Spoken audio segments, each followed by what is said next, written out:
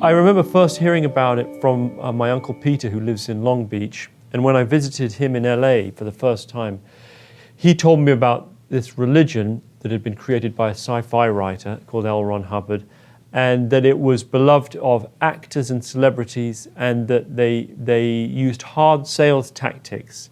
These are all his allegations. I mean, I'm sure Scientology would deny it. And that they were very secret. No one really knew what was going on inside.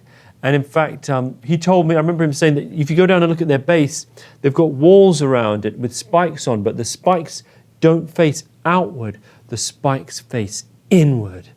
And I thought all of this was sort of really appealing. I mean, my own sense of both the absurd but also the macabre was massively piqued.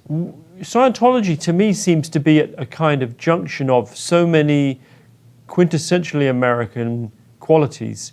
You know, you've got the celebrity dimension, you've got the fact that it's in Hollywood, you've got its sort of relation to the business world and this swashbuckling form of capitalism that we have in the US, where you find a need and you market to it, and if the need doesn't exist, then you create the need. To me, it's always very telling when you realize that basically McDonald's and Scientology came into existence at almost exactly the same time.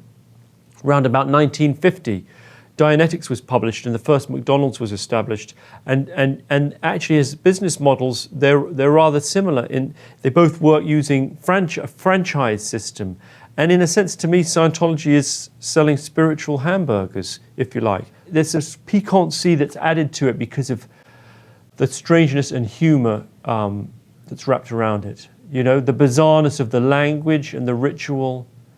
The packaging is, to me, quite funny. At the heart of Scientology is a kind of contradiction, which is that they want to spread the good news about Scientology and Dianetics. It's a life-changing, life-saving system that allows you to be your best. And in fact, more than that, is our last best hope for saving the planet from war, insanity, crime, intolerance, and so forth.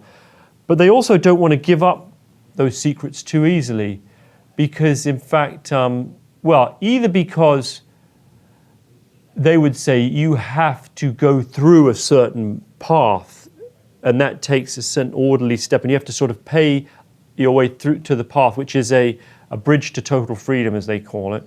But actually, arguably, it's because it's their business model to sell secrets. So the contradiction is, well, how do you market a secret, right? And unlike, other religions that I can think of, Christianity, right? That you can get a Bible in any hotel room. You'll find one in the top drawer of your bedside table. And Islam, Buddhism, Hinduism, all the major religions, as far as I'm aware, their sacred texts are freely available, and there aren't a whole bunch of secrets, origin stories or mysterious myths that you have to pay to learn. Well, what's inside the box? What could it be? And they also regard outsiders, in particular journalists, as enemies. And so, to me, it's actually both. It's a problem in as much as they're not giving access, but it's also massively appealing and tantalizing to be aggressively confronted and turned away. Unlike most religions that you think of as being sort of welcoming and ethical and in the normal way of things, sort of come on in, film with us, we'll tell you what we do.